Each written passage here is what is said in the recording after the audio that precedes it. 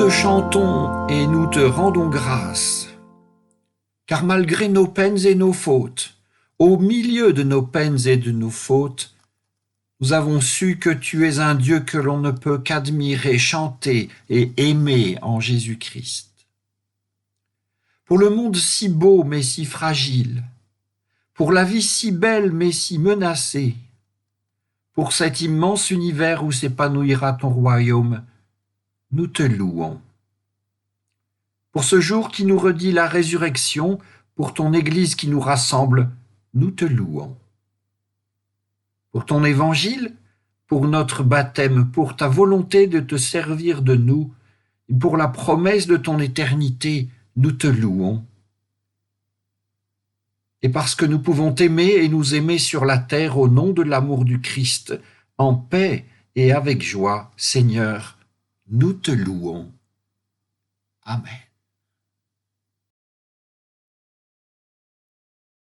Quinzième chapitre de l'évangile de Luc. Ça commence comme ça. Les collecteurs d'impôts et les pécheurs s'approchaient tous de Jésus pour l'écouter. Et les pharisiens et les scribes murmuraient. Ils disaient : « Cet homme-là fait bon accueil aux pécheurs et mange avec eux. »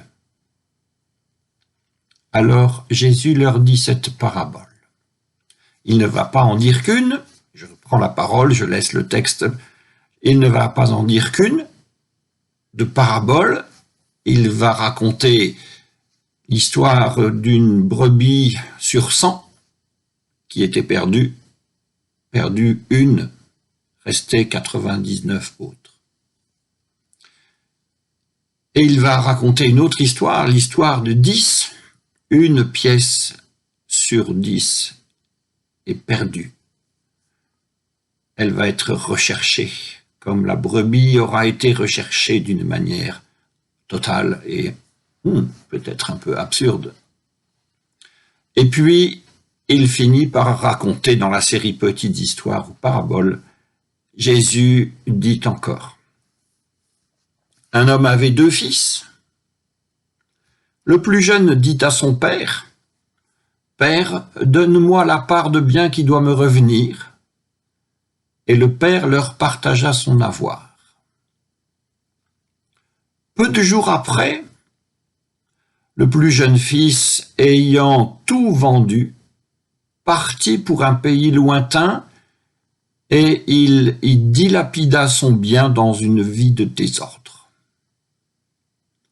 Quand il eut tout dépensé, une grande famine survint dans ce pays et il commença à se trouver dans l'indigence. Il alla se mettre au service d'un des citoyens de ce pays, qu'il envoya dans les champs pour garder des porcs. Le gamin aurait bien voulu se remplir le ventre des gousses que mangeaient les porcs, mais personne ne lui en donnait. Rentrant alors en lui-même, il se dit : « Combien d'ouvriers de mon père ont du pain de reste, tandis que moi, ici, je meurs de faim ? Je vais aller vers mon père et je lui dirai : Père, j'ai péché envers le ciel et contre toi. Je ne mérite plus d'être appelé ton fils. Traite-moi comme l'un de tes salariés. » Il alla vers son père. Comme il était encore loin, son père l'aperçut et fut pris de pitié. Et il courut se jeter à son cou et le couvrit de baisers. Le fils lui dit : « Père, j'ai péché envers le ciel et contre toi, je ne mérite plus d'être appelé ton fils. » Mais le père dit à ses serviteurs : « Vite, apportez la plus belle robe et habillez-le. Mettez-lui un anneau au doigt et des sandales aux pieds. Amenez le veau gras, tuez-le. Mangeons et festoyons, car mon fils que voici était mort, et il est revenu à la vie.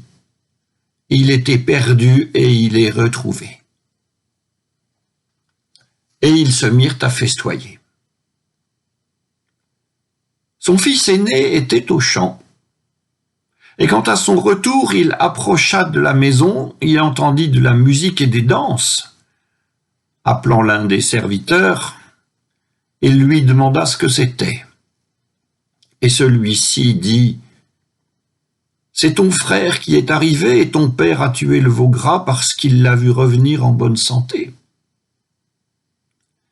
Alors le fils aîné se mit en colère, et il ne voulait pas entrer. Son père sortit pour l'en prier, mais il répliqua à son père, « Voilà tant d'années que je te sers sans avoir jamais désobéi à tes ordres, et à moi tu ne m'as jamais donné un chevreau pour festoyer avec mes amis. Mais quand ton fils, que voilà, est arrivé, lui qui a mangé ton avoir avec des filles, tu as tué le veau gras pour lui. » Alors le père lui dit, « Mon enfant, toi tu es toujours avec moi, et tout ce qui est à moi est à toi. Mais il fallait festoyer et se réjouir parce que ton frère que voici était mort et il est vivant. Il était perdu et il est retrouvé. »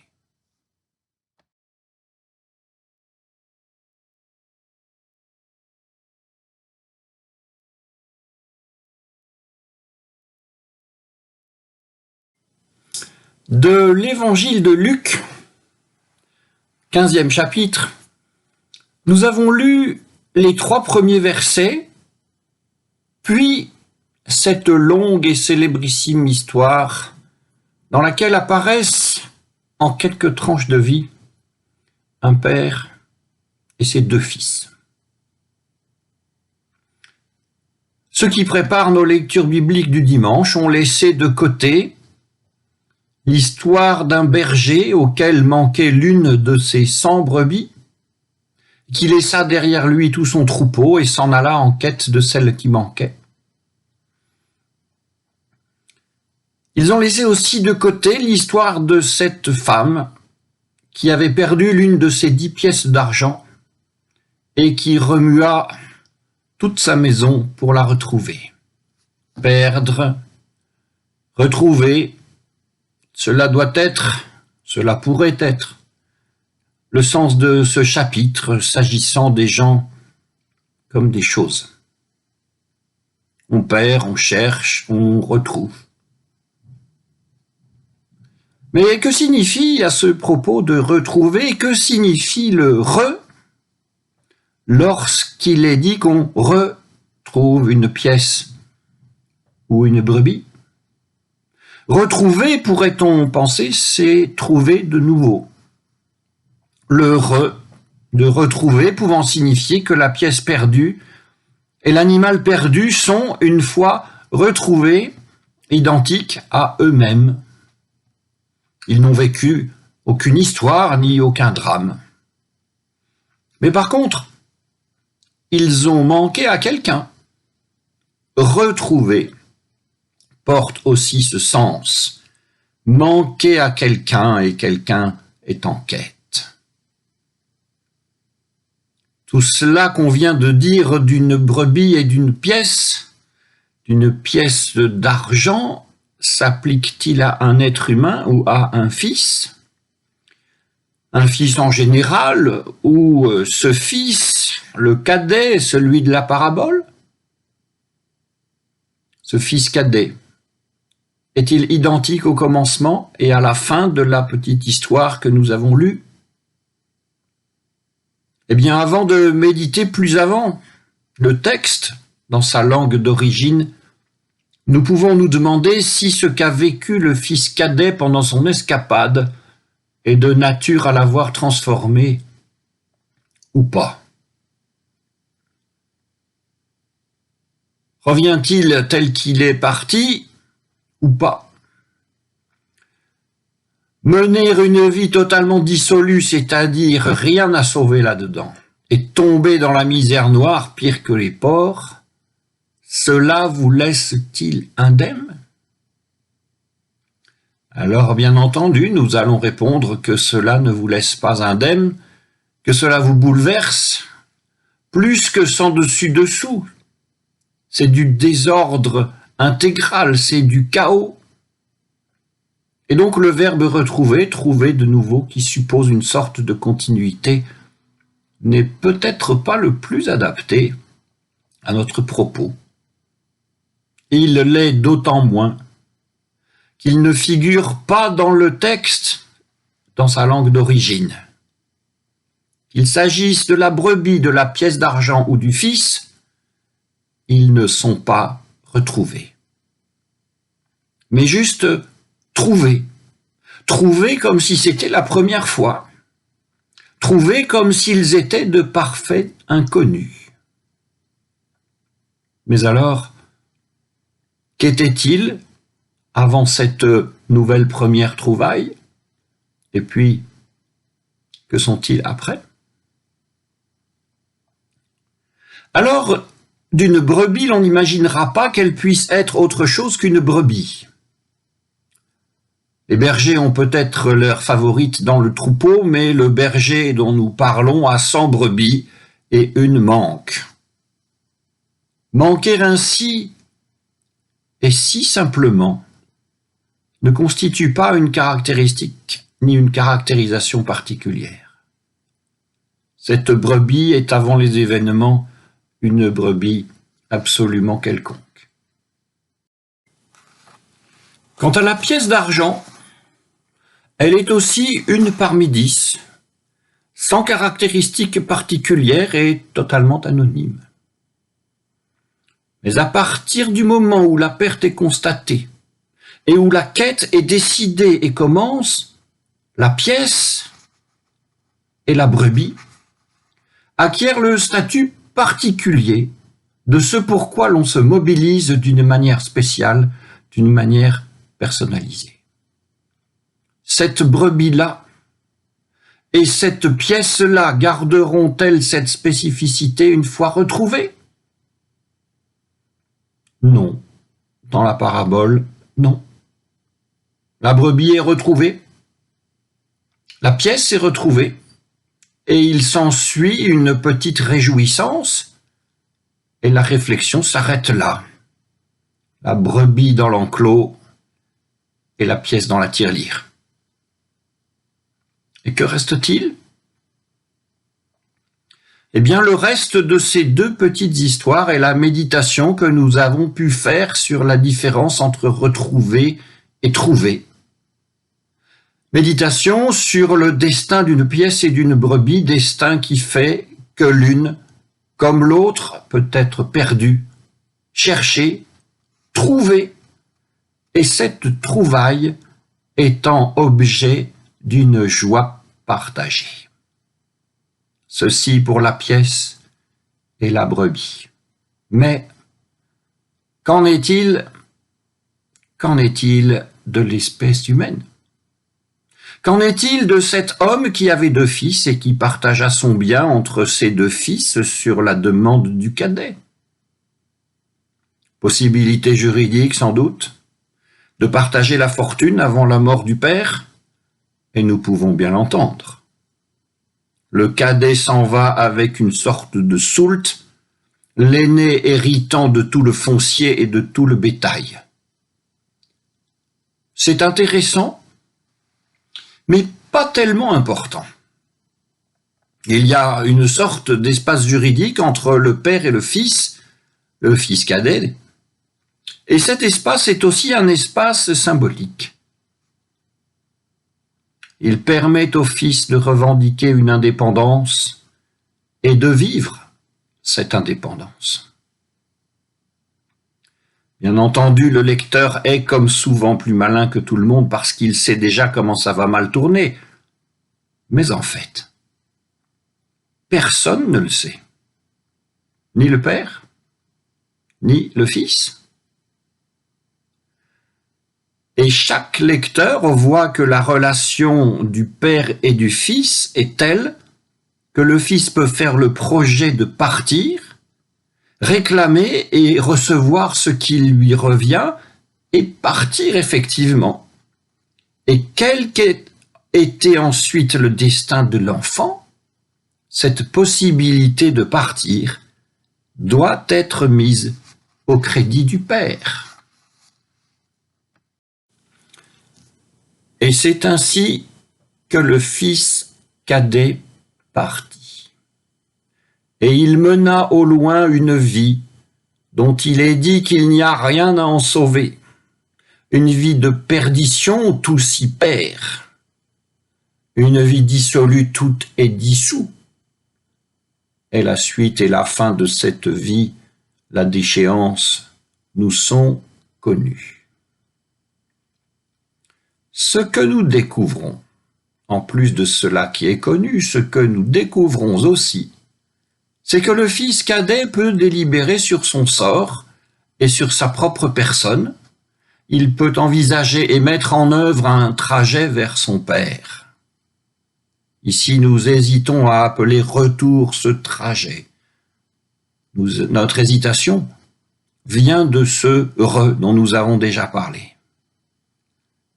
Car le fils cadet ne se rend pas chez son père en faisant retour et retrouvailles, comme si rien ne s'était passé. Ce garçon qui revient vers son père est vraiment devenu un autre qui propose de servir et qui n'exige plus rien de personne. Toutes ces possibilités, celles de rentrer en soi-même, de délibérer, de décider et de reprendre la route vers un lieu certain, sont à mettre une fois encore au crédit du père de ce garçon, ce père qui a donné une fois déjà l'exemple d'un départ possible, un départ sans jugement, et qui, tenant cet exemple, ouvre aussi la possibilité d'un retour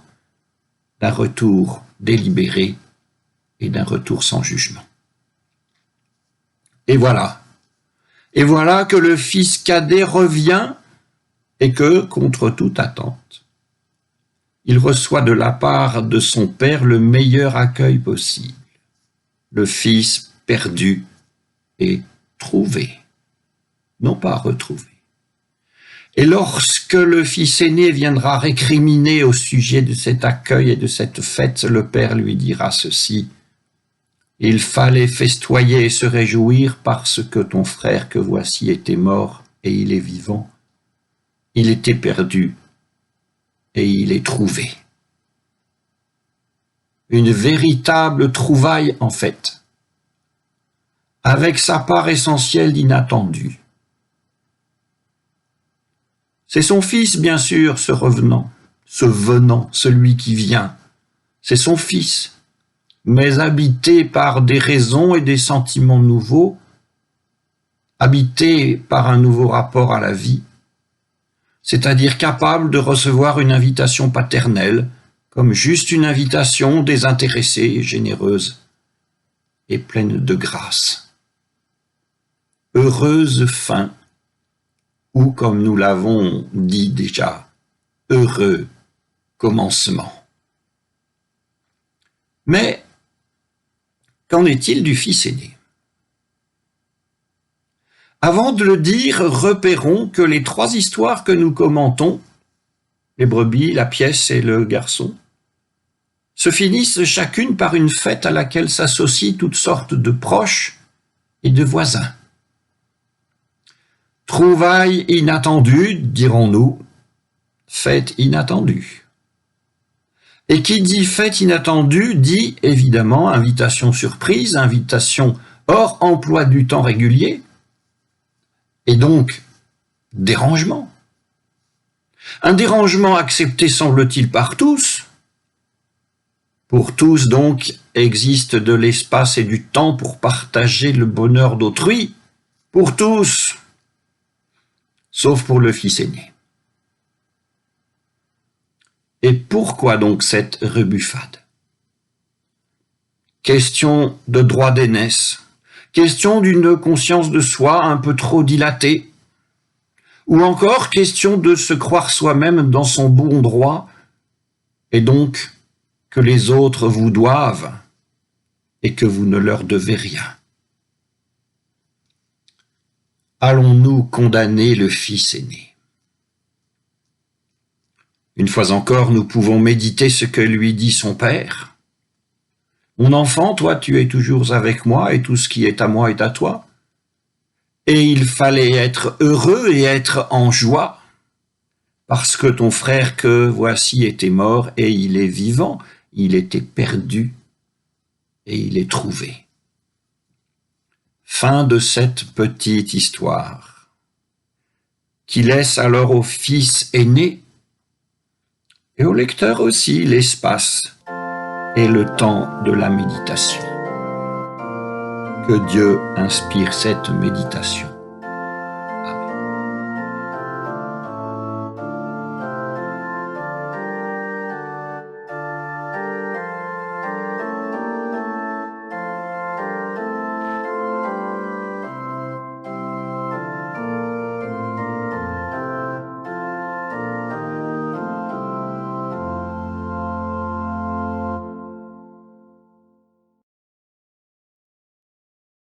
Père, tu n'as pas dédaigné de nous appeler tes enfants. Alors nous t'en prions, soutiens-nous de ton amour. Accorde-nous d'être enflammés de ton esprit, d'être affermis par ta force, illuminés par ta lumière, d'être remplis de ta grâce et de progresser avec ton aide. Fais que par cette vie nous soyons vraiment dans la joie de ton royaume et que nous soyons aussi tes fidèles témoins. Que nous puissions, grâce à toi, penser à ceux que tu nous donnes d'aimer et de servir. Nous t'en prions, avec Jésus-Christ, ton Fils, et avec lui nous disons, notre Père qui es aux cieux, que ton nom soit sanctifié, que ton règne vienne, que ta volonté soit faite sur la terre comme au ciel. Donne-nous aujourd'hui notre pain de ce jour. Pardonne-nous nos offenses comme nous pardonnons aussi à ceux qui nous ont offensés. Et ne nous laisse pas entrer en tentation, mais délivre-nous du mal. Car c'est à toi qu'appartiennent le règne, la puissance et la gloire pour les siècles des siècles. Amen.